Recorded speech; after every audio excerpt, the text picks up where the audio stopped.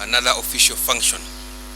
Let me start by saying that we are very, very pleased to be able to host this particular project of civil servants housing.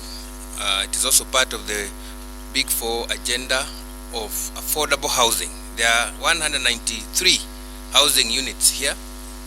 We have 75 one-bedroom houses, 48 two-bedroom houses, and 73 bedroom houses, and I'm reliably informed that all of them have been sold out.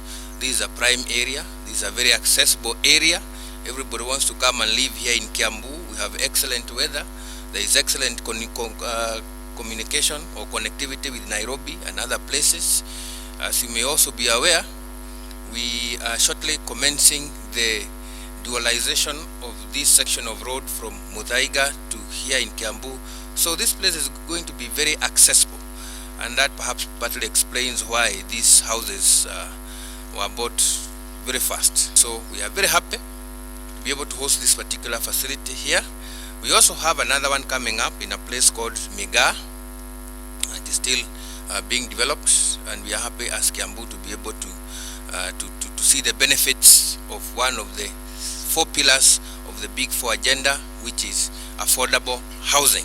It's also very important for civil servants who for a long time were not able to afford houses, but now they can afford houses. They can buy either directly or they can buy through mortgages, and there is an arrangement that is in place which is very friendly to civil servants. So I also want to take this opportunity to thank government on behalf of my fellow civil servants that we are now able to live in houses that perhaps previously could only be afforded by members of the private sector. So country's been facing, rural-urban migration, and every year we are, facing a deficit of about 2 million houses in this country, and because of that, it's actually shot up the cost of construction, very, very high in this country. The cost of owning a house, very, very high in this country. And therefore, many of our people have been unable to access or even to own a house. And therefore, they have been forced to move into slum areas. And that explains why in Nairobi, we have got Kibera, we have got Mukuru, we have got Pandanguo. There are many, many slums, not just Nairobi alone, but even other, urban centers in this country, because of the cost of owning a house in this country. I can proudly say, as a government, that the cost of owning a house today has been brought down from 11 million shillings on average to between 3 and 5 million shillings. And these houses that we've been able to see also range from 2.5 million to 5 million point something.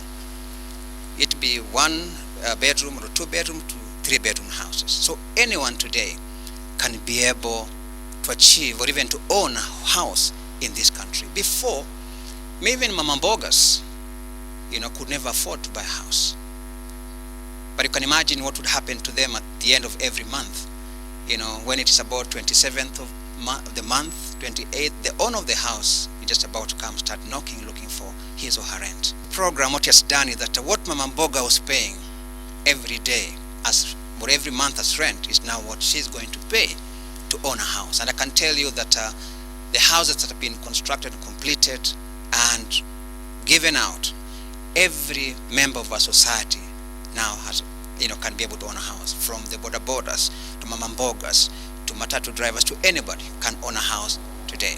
The country, there are about 10,000 constructions that are taking place in the whole country, and cumulatively they contribute about 180,000 housing units. Now, if you multiply that over a period of time, indeed we'll be able to very, very strongly bridge the deficit of many of our people. Like Bwana Masharia said, that owning a house previously was just a dream. Kisumu, again, with 250 housing units. This Embu housing project also completed. Again, the price range is the same. Kiambu, of course, this one with 193, just Mr. Masharia just spoken about the categorization in terms of 1 bedroom, 2 bedroom, and 3 bedroom, how many they are. We also have got ongoing projects, and of course we got Moke Gardens, Lukenya, It is in Machakos County with the units, 4,200 units, and the status is 10% complete, and it is expected to be completed in the next 3 to 4 years. There is King Serenity Ongat Rungai, that's at Kajiado County, again with 734 units, 80% complete, and expected to be completed in the month of July this year. There's King Sapphire, this is in Bondeni, with Nakuru County with 605, and that is 30% complete. Again, the completion date is December this year. Kiambu is one of the counties that have been able to get into partnership with the government as far as this affordable housing project or program is concerned. But there are other 28 counties, that makes 29 in total, of the counties that have seen it important to get into an engagement with the government to provide affordable housing for the people of this country. We are vandalizing literally everything. Things that are supposed to be common user. Road rails are being vandalized, manholes are being vandalized, taps are being vandalized.